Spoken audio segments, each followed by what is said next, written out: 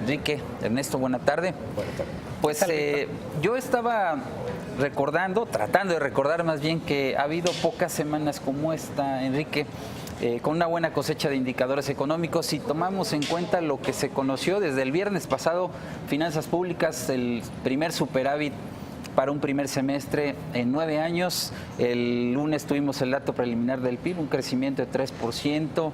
En fin, confianza empresarial, confianza del consumidor, remesas también en máximos históricos, con algunos contrastes también como el dato de ventas de autos que cayó en julio, pero en fin, creo que el balance es muy positivo, Enrique. Dominaron los indicadores positivos, aunque hay los lunares que marcan esta tendencia que nos hace dudar un poco del ritmo que va a tener el mercado interno en los próximos meses.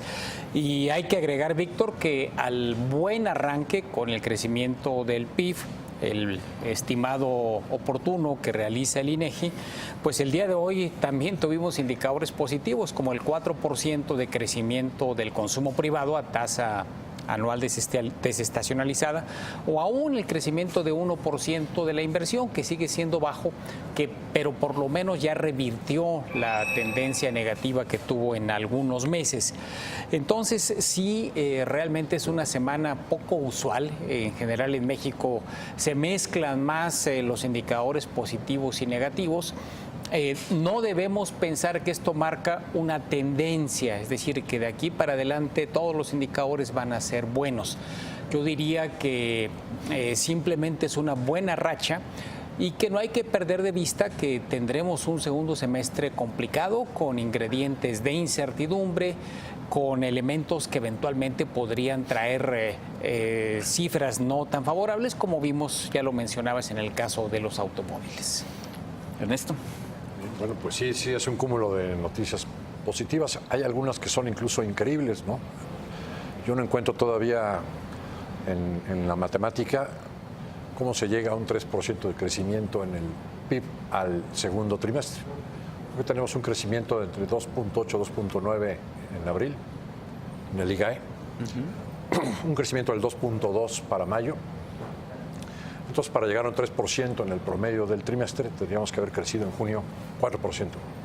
No veo cómo, sobre todo porque la parte más importante de nuestra economía es el mercado interno, y ahí estamos viendo señales de debilidad, como eso. Ya mencionaste la venta de automóviles, que desde pues, el mes de junio ya presentaba una caída del 5%, o las ventas de las ANTAD a tiendas iguales, a tiendas comparables, que también están reportando pues ya números negativos en términos reales. La cereza en el pastel, podríamos decir, Enrique, fue el anuncio de Fitch ayer de poner en perspectiva estable la calificación de México, solo 2 semanas después de que Standard & Poor's tomó una acción similar.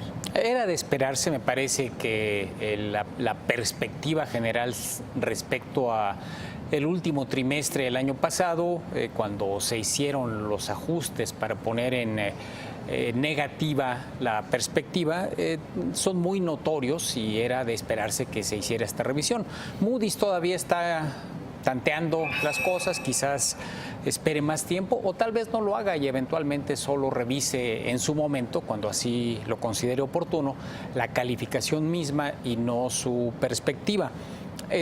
Regresando un momento, Víctor, a lo que señalaba Ernesto a propósito del crecimiento, hay que indicar que a veces los indicadores adelantados se equivocan en uno o en otro sentido. No sería raro ver un ajuste cuando en este mes, al final de agosto, se den a conocer las cifras preliminares del PIB, ya no las oportunas, sino las preliminares, y bajara un poco el ritmo de crecimiento. Pero también es posible que las cifras, por ejemplo, de la ANTAD, no estén reflejando lo que pasa en el conjunto del comercio, porque ANTAD básicamente atiende a un 30-40% del comercio total, que es el comercio moderno. Igualmente, a veces el comportamiento de los servicios, donde no hay un indicador suficientemente oportuno, da saltos muy notorios. Lo mismo que en el caso del sector agropecuario, que tiende a ser muy volátil, con crecimientos a veces del 8, del 10% y luego caídas del 5, del 6%.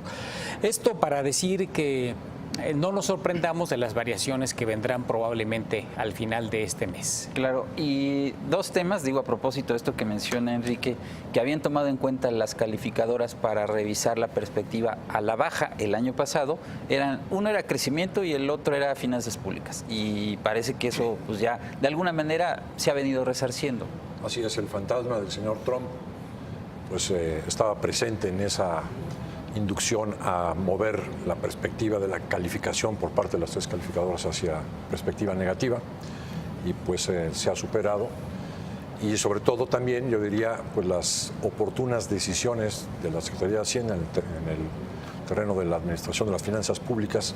Hay que recordar también que hacia finales del año pasado teníamos una situación bastante delicada, tanto en Pemex como CFE, particularmente en Pemex, y también vemos una notable mejoría. Ya no nada más hemos visto superávit primario al primer semestre, sino que también hemos visto números negros en Pemex que ya ni me acordaba, ¿no? Entonces, sí hay un conjunto de acciones de política fiscal que están dando como resultado esta mejora en la calificación. Ahora, no hay que, perdón, Víctor. La perspectiva de la calificación. Sí, no hay que pensar que cerraremos el año con superávit. Tradicionalmente, el segundo semestre genera el déficit con el cual vamos a cerrar este 2017. Lo que sí es un hecho es que al menos en la estimación de Hacienda, el déficit público, el déficit económico, estará quizás por abajo del 2%, 1.4 fue la estimación que se presentó en este informe entregado al Congreso, en contra del 2.4, 2.5 que se estimaba al comenzar el año. Es decir, hay una ganancia significativa en el balance público, y esto también permitirá que el superávit primario que se planteaba para obtener este año será mucho mayor al previsto. Se hablaba de un medio punto, ahora será más de un punto porcentual lo que Hacienda espera obtener como superávit primario al finalizar este 2017. Es cierto, así lo perfila Hacienda. Y yo lo que iba a comentar es que dentro de los elementos de incertidumbre que también se advierten para el resto del año, pues está la renegociación del TLC, viene también el tema político, ya pues con el arranque de las campañas o precampañas, y también el tema de la inseguridad. Estamos ya a 12 días de que inicie la renegociación del TLC, y esta semana también México ya puso sus cartas sobre la mesa con este documento que envía al Senado, en donde define sus prioridades y ya presenta también oficialmente a su equipo de negociadores. Creo que eso pues también garantiza que las cosas se están haciendo bien. Como adelantó el propio secretario de Economía, nos vamos a subir al trenecito de la montaña rusa. Y yo diría que de ahora hasta quizás septiembre no vamos a tener sobresaltos. Vamos a ir en una marcha suave. La primera ronda que se va a celebrar en Washington a partir del 16 de este mes va a ser de alguna manera para definir los grandes temas. Así como en una pelea de box, el primer round normalmente se estudian los boxeadores, nadie se pega fuerte. Así me parece que va a ser este arranque de la renegociación. Y en el ámbito político, quizá también tengamos todavía un par de meses más o menos tranquilos. Tendremos la asamblea del PRI la próxima semana. No habrá sorpresas, me parece, en esa asamblea. Se liberarán los candados, las cosas seguirán en marcha. Pero cuidado, porque tanto a nivel de la negociación del tratado como a nivel del ambiente político, me parece que el último trimestre, es decir, de octubre en adelante, quizás desde antes, quizás desde septiembre, por allá de fiestas patrias, vamos a tener una situación donde la montaña rusa se va a sentir no solo en el TLC, sino también en la política. ¿Coincides, Ernesto? Sí, totalmente, ¿no? Creo que la postura de negociación inicial del gobierno mexicano es bastante amigable para los requerimientos de la posición expresada en el documento, el borrador del gobierno de Trump, ¿no? Entonces me parece que, pues digamos, de entrada no puede haber un conflicto si se están aceptando una serie de temas que ha propuesto el gobierno de Estados Unidos. Quizás el único donde se nota más firmeza tanto por parte de México y más contundentemente de Canadá es en relación al tema del capítulo 19 del TLC en general la solución de controversias, que pues debe de permanecer en ambas posturas de estos dos países como en una una jurisdicción pues de los tres partidos, de los tres países, y no como quiere Estados Unidos que se deje a la justicia norteamericana, ¿no? para que definan las controversias. Es interesante porque el Tratado de Libre Comercio de Norteamérica es una excepción. En general, en los otros tratados que ha firmado Estados Unidos, no hay una solución de controversias en materia de antidumping, en materia de comercio injusto, digamos, que se brinque a la OMC. El Tratado de Libre Comercio en ese sentido tiene un instrumento muy particular que son los paneles que se fijan en el capítulo 19. La propuesta de Estados Unidos es quitarle esa particularidad al Tratado de Norteamérica y dejar que los arreglos se den en el marco de la OMC, como ocurre con los otros tratados de libre comercio que tiene Estados Unidos.